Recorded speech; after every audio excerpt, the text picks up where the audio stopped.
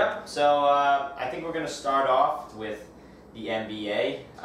They just raised the salary cap. We have tons of huge big deals. So many people are signing within the past few days, being traded, all this other kind of stuff. So let's jump into some of the moves that have been made. So we're going to get to local teams in a little bit, but let's start with the big name signings with DeMar DeRozan staying in Toronto.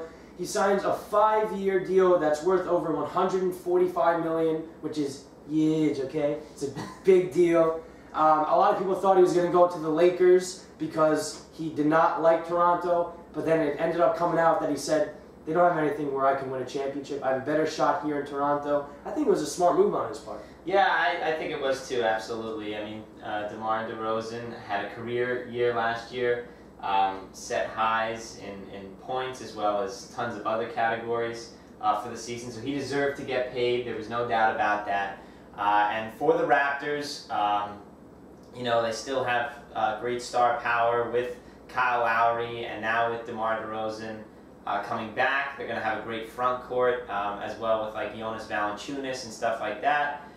So for for a growing team, I mean they're not at an elite level as some of the other teams, but they still have the star power, and keeping DeMar DeRozan there will most likely send them to another playoff run this upcoming season. Yeah. So in this guy, let's stay out. Well, we're going to come back into America, but we're going to be on the West Coast now, where the Lakers signed Timofey Mozgov to a 4-year, $74 million deal. He's a big guy center. He only played 20 minutes in the NBA Finals, which is not a lot. He was not a big guy who contributed to the winning team of the Cleveland Cavaliers. Did the Lakers pay him too much? Yeah, absolutely. They paid him too much. But we're also, I mean, Timofey is a guy who we saw how great he was in Denver. I mean, he wasn't like a stud, a star, but he was way better than he was on the Cavaliers, and that was simply because the Cavaliers were stacked.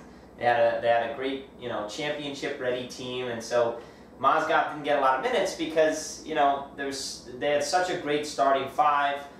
He was pushed behind by guys like, Tristan Thompson, who ended up out-rebounding, out-blocking him, but that doesn't mean that he's not a good player. Right. I think he is, and the Lakers definitely needed a center, and they were able to go out and get him. Right. And he'll probably put up way better numbers, obviously, this year because he'll have a starting spot. Right. But for who he is and the talent that he is, I agree. I think they paid way too much money.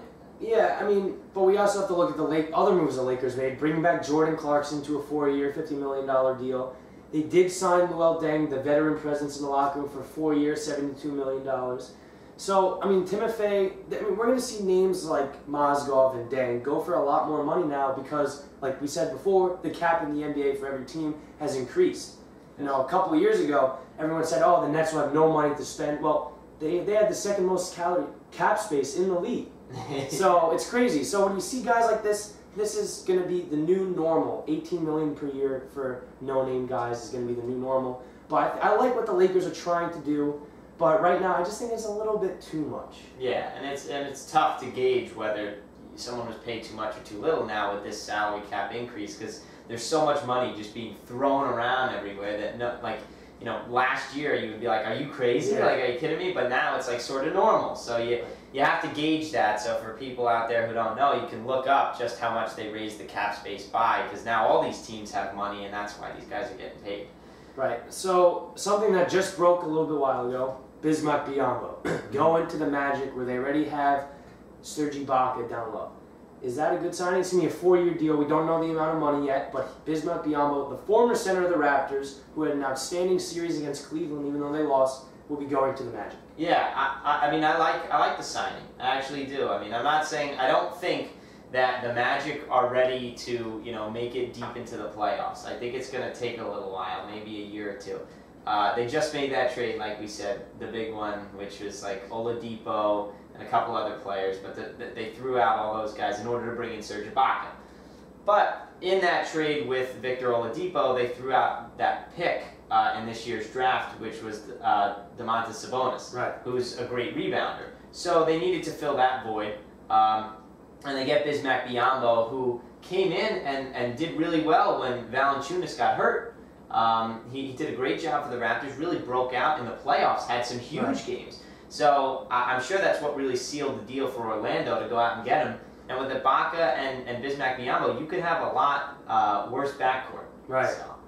So it'll be interesting to see what happens with that. The Magic did sign DJ Augustine to be their backup point guard for a 4-year, $29 million deal.